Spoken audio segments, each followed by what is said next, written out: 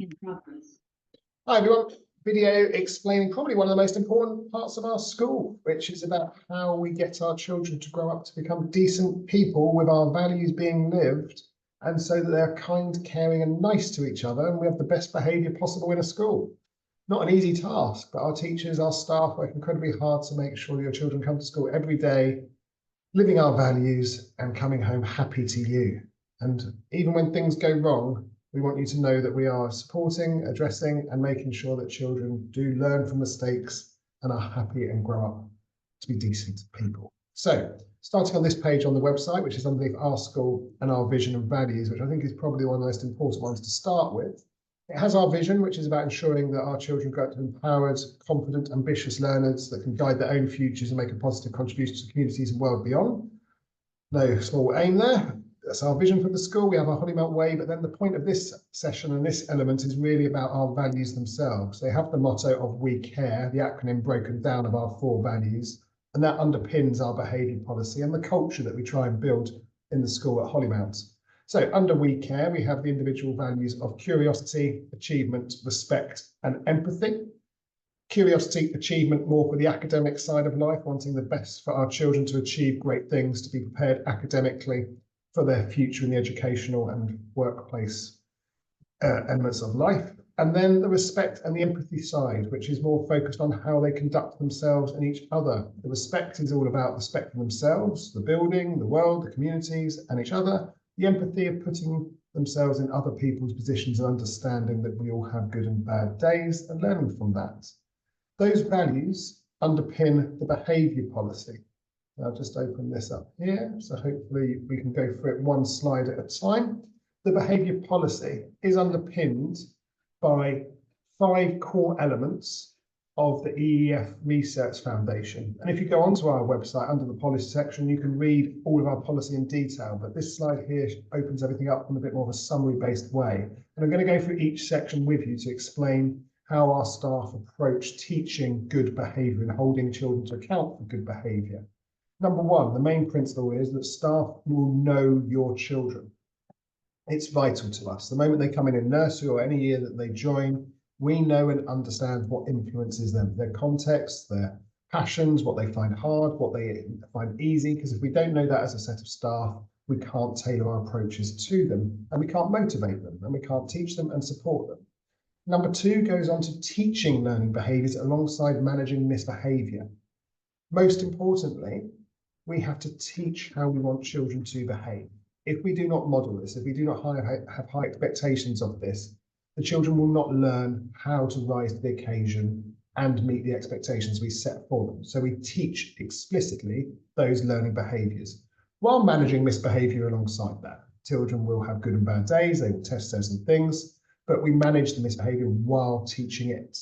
The way that we do this now is that we have our behaviour expectations, our rules for each phase. These are again on our website, which I'll show you quickly because it is really important. Under our school behaviour for learning, all of the behaviour expectations are broken down there. So this is what early years are working towards for behaviourised with Key Stage 1, Lower Key Stage 2 and Upper Key Stage 2. And you will see how they progress. We'll see how in early years we are focusing on helping the children to share, join in, taking turns, looking and listening, kind hands, kind feet, kind words. And then hopefully by the time they get up to year 6, they've mastered all of that and they're learning to be more respectful, responsible and ready to learn with the attributes and the dispositions that we help all think with positive behaviour there. So we teach these and we hold the children to account for these. We also celebrate them. We celebrate them with stickers, postcards that come home, values assemblies on Fridays. We inform you as parents what your child's doing well in these areas, at reports, at the parents' evening. It's really quite important that parents and the school use these to help the children develop positive behaviours. Teachers and support staff then have classroom management strategies.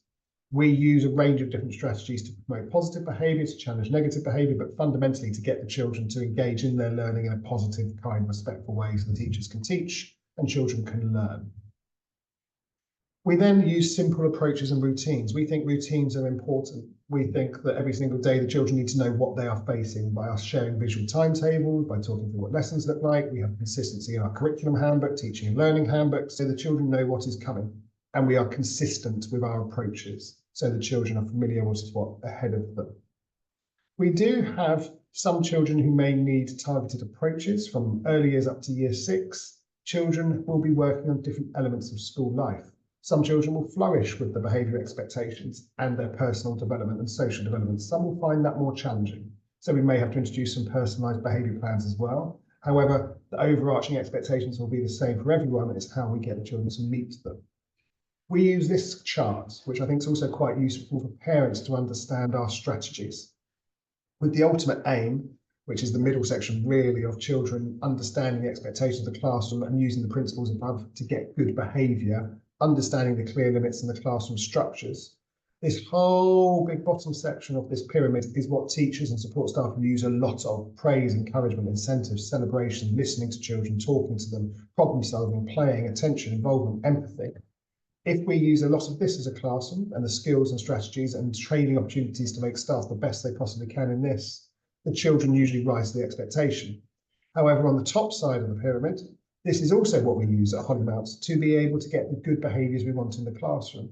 The real skill of teaching is this section here of managing distraction, using non-verbal cues, positive verbal redirection, engagement strategies, understanding that we will be using consequences at certain points. Never in a way that is humiliating or degrading to the child, or not in a punishment form. However, we will have at certain points, if a child continues to make mistakes in year 5 or year 6, loss of privileges, timeouts, calling the parents. These are a small element of getting the good positive behaviours we want, but it fits into the bigger picture of how we use our approaches to meet positive behaviour. Within our policy, this is a page which is snipped from that, and it says about how consequences are used, which I think is quite useful for parents to see how we do that on a daily basis.